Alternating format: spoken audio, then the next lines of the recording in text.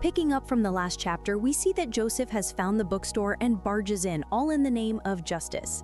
This chapter has a lot of information, so it's kind of hard to summarize with all the details. To make this short, I'll include what I think are the key details and try to make it worthwhile for you. Lin Jae was just reading a book when this happened. When Joseph came in, he was pleasantly surprised but quickly changed his mind when he saw Joseph's threatening aura. Joseph starts speculating the second he walks in, while Lin Jae tries to talk to him. However, starting the conversation with, "That's right, Grandpa," just makes Joseph mad and contemplate committing a crime.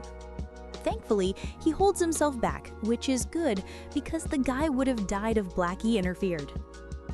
Joseph concludes that this is just a normal bookstore, which, as we know, turns out to be very wrong.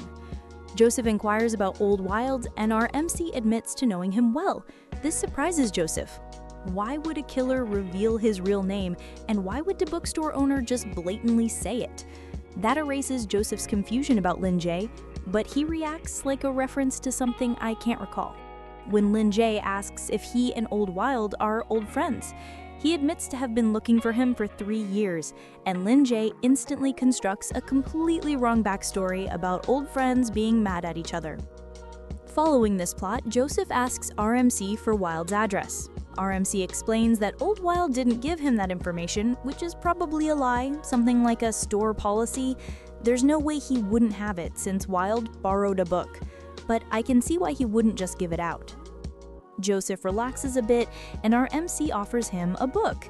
Joseph reads the title as Seed of the Abyss, but our MC sees it as The Little Prince, which confirms that the magic of Blackie, the entity behind Lin Jae, is working its magic. Joseph is interested in the book, but because of their literally contrasting opinions on it, he refuses to read it. He changes his mind very soon, though, under the excuse of not turning down hospitality. But suddenly, he is struck by the curse of Candela due to the sword resonating with the book. Right before passing out, Joseph thinks that this is what the bookstore owner meant by a bedtime story. The chapter ends as Lin Jae frantically tries to check his pulse, only to see that it's healthy, meaning he's just sleeping. As for how he decides to deal with this, I will show you in the next short.